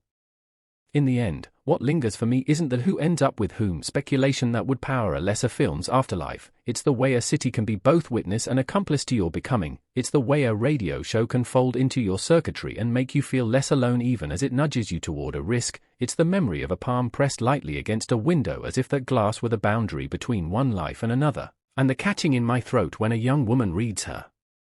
exam results with grace while her brother realizes what loving someone actually requires in practice, and if that seems like a lot to hold in a movie about desire, I'd argue it's exactly the point, that desire is only uncontainable because it's a braid of love, fear, memory, hunger, duty, hope, and the daily grind of showing up, and this film doesn't try to separate those threads into science fair simplicity, it lets them stay tangled and still tells a story you can follow with your whole self. There's more to say. I haven't even dug into the runner of that old song that keeps popping up in taxis like a destiny you're trying to duck, or the way the camera respects older women's faces without smoothing them into abstractions, or the tiny dramaturgy of the office kitchenette coffee maker which acts like a barometer for stress. But what I hope you hear in all of this is not that the film is perfect, but that it is worth the time of your attention, that it will give back more than it takes.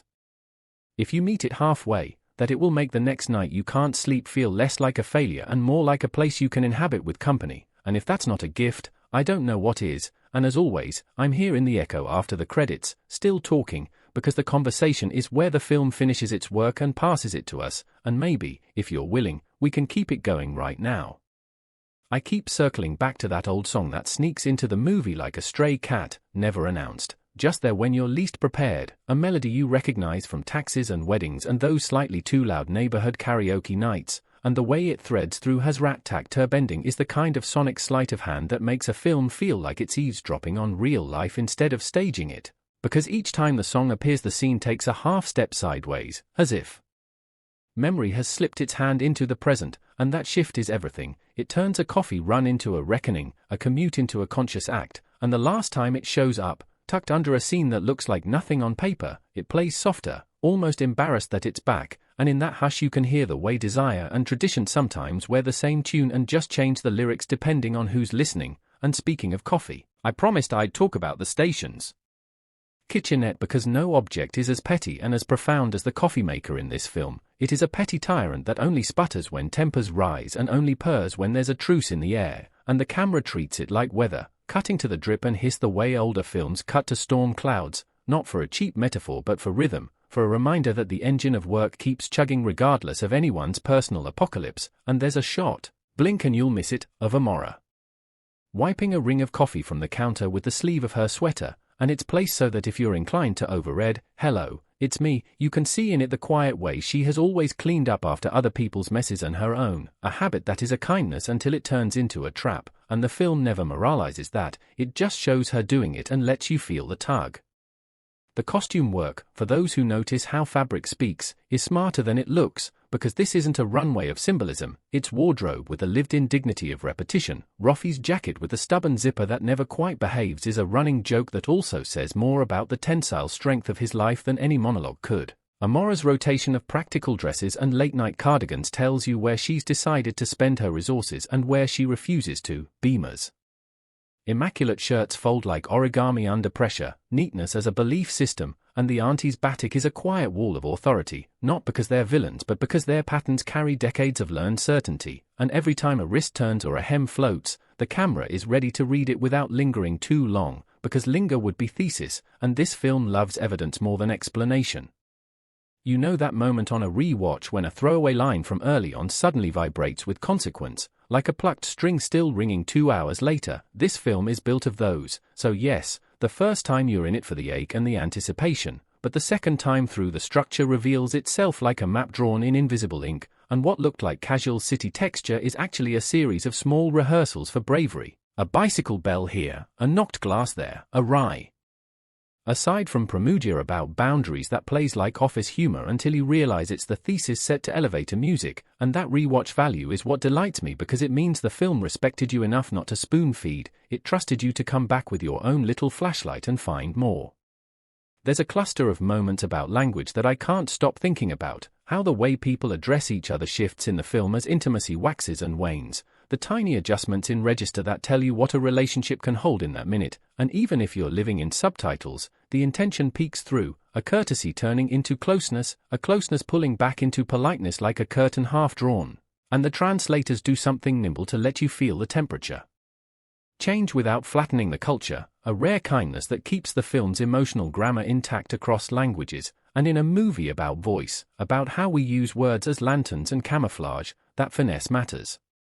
If you want a crisp example of how the film balances humor and hurt without cheapening either, watch the prank call that goes sideways in the second act, a caller aiming for a laugh that bounces into something too sharp to be funny, and the way the team cleans it up is both a comedy of live-work errors and a tiny parable about responsibility. You get the banter, the mute button ballet, the rueful shaking of heads after the segment ends. But you also get a moment where Amora stares at the mic like it's a mirror and then chooses to do what good hosts do, redirect with grace, and the scene lands because you can see the muscle memory of care coexisting with the fatigue of always having to be the adult in the room.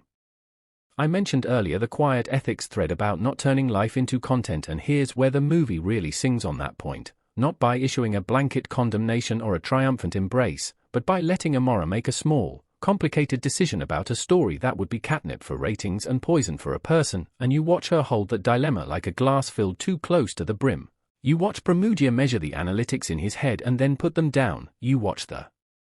in turn learn by osmosis what it means to be gentle with other people's truth, and it's almost nothing, 5 minutes of screen time maybe, but it reshapes the way you see every microphone in the film afterward, not as a toy or a weapon but as a tool that asks the user who they want to be. Culturally, there are dozens of precise touches that resist the flattening gaze of a camera pointed at local color, and my favorite might be the pile of sandals by a doorway that acts like a seating chart for the heart of a home, the way a certain pair always ends up at a certain angle, the way you can tell who's visiting by the brand and the wear, and the shot makes no commentary, it just lets us be people who observe. And in the background you hear a radio ad jingle that will have a very specific slice of the audience chuckling in recognition while the rest just registers it as texture, which is perfect because that's how life is, a mix of shared and private symbols that can't be decoded all at once. The film doesn't ignore technology either. Where a lazier script would use a phone as either savior or villain, this one accurately portrays it as a conduit with no conscience, a rectangle that delivers both blessings and bruises with the same bright ping, and the cinematography refuses to fetishize the screen. It shoots phone light the way it shoots street light, a color in the palette, a variable in the mood, and that restraint is what keeps the whole thing grounded when our characters make choices inside the glow. I've been skirting around one detail that gutted me softly, a midday moment in a tailor's shop where wedding fabric is discussed with the seriousness of weather patterns, and the conversation is banal until it isn't. A hemline becomes a metaphor by accident, a color palette becomes an arena, and the two women in the frame, one stapled into her daily job and the other barely tacked into the life she's building, share a look that acknowledges the quiet cost of compromise, and it's a look I've seen in real life across counters and kitchens 100 times, and if the film had ended right there with that glance, I would still call it honest. There's a fear, whenever a movie handles desire, that it will either excuse harm with romance or suffocate longing with moral panic, and what I admire here is that it does neither. It keeps returning to the very adult truth that feelings are not a defense for actions, and also that punishing yourself for having the feelings doesn't turn you into a saint, it turns you into a liar, and that's a useless way to live. And in the delicate scenes where Amora and Rafi unwire that knot, they aren't noble or scandalous, they're just careful, and that care is the film's true romance, care as in consideration, care as in the refusal to let heat obliterate history, and in a year where so many stories want to wow you with audacity, I'm moved by one that wants to leave everyone with their dignity intact. Audience-wise, the conversations around this have been oddly communal for such a personal feeling film, because people don't just say, "I liked it" or "I didn't." They tell stories, they volunteer small autobiographies in the comments and DMs, they argue respectfully in threads about what duty looks like when you love someone and they love someone else, and also your rent is due and your parents' hopes are eyeing you from the shelf. And there's been a gentle wave of letters, long comments, voice notes, that aren't asking the film to absolve anyone so much as asking it to keep them company while they make sense of a choice they made 5 years ago. And that's rare, for a movie to be used not as a verdict but as a companion, and it makes me weirdly protective of it, like I want it to be allowed to stay small and precise and not be blown up into some referendum about what we should do, because the film is smarter than that kind of internet certainty. It knows life slices thinner. Technically, if you're a nerd for how pictures tell story, the way the camera treats reflections will scratch that itch. Mirrors do not exist here as easy gateways to inner truth. They're planes that complicate composition, windows that overlay the outside onto the inside, so you're always reminded that you're a person in a social space, that your heart doesn't get to operate in a vacuum. And the river's gleam on the ceiling of a dark room might be the prettiest example of that. Movement without motion, water playing on plaster, like a reminder that the world has its own desires too, and we are all just trying to co-author with weather. There are people who will watch and ask, is this a happy ending? And I think the movie purposely dodges that binary by offering something sturdier, a credible ending, one that will feel right or wrong depending on what you think relationships are for, and you might find yourself wanting to argue with the screen, which is healthy, and then, days later, noticing that you're less interested in being right about the ending and more interested in being honest about what you bring to the watching. And that's this film's sneakiest trick. It reflects not just the characters but the audience back to themselves. And if you catch yourself being a little kinder to a friend who texts you a complicated truth at midnight because you saw this movie, then the filmmakers did their jobs. There's a minor but telling motif of hands in this film, and if that sounds pretentious, forgive me, but it's so beautifully done. The way hands hover and retract and reach and work, Amora's fingers tracing the edge of a notepad when she's holding in a thought, Rafi's knuckles scarred with work that doesn't announce itself but leaves evidence, Beamer's palms, always steady, always ready to take a weight, and the older women's hands, decisive, efficient, creating order from piles of laundry and bags of groceries like small acts of magic, and in close-ups those hands tell the truth even when mouths are trying to, and I loved that, because so much of our lives, especially the morally grey parts, are negotiated not in lofty phrases but in gestures, in who passes the cup and who cleans the table and who holds what just a second longer than is strictly necessary.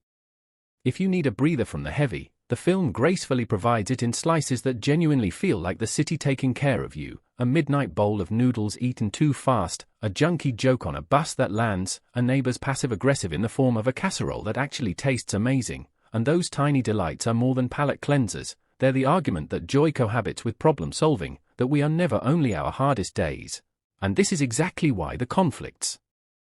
feel so real, because they occur inside a world that is hospitable, not a world made of thunderclouds. People keep asking me if the radio format is a gimmick, and no, it's a discipline. It lets the film articulate what most of us live quietly. You tell the truth best when you can't see the face that might judge you, and that makes for radio that glows and lives that get messy when faces are reintroduced, and the show inside the story becomes a soft little agora where loneliness gets managed and laughter gets pooled. And if you've ever lived your nights by other people's voices, you're going to feel this in your bones. I don't want to be coy about the ethics. I'm not endorsing every choice in here, but I am admiring the craftsmanship and the empathy, because the film knows what it's holding and doesn't flinch, and when a story refuses to flinch, it gives you the chance to do your own reckoning without being bullied into it, which is rare, and maybe that is why we're still here talking about it, days later, weeks later, finding new ways to say I saw myself and it wasn't always pretty but it was mine. If you're still on the fence about watching, I'll say this last thing for now. There's a beat near the end where someone does something so small you could call it nothing, a shift in posture, a change in tone, a decision to make a call at a sensible hour instead of a reckless one, and it might not even register if you're waiting for fireworks, but if you've ever tried to be wise when your heart was staging a coup, you will feel that move in your muscles.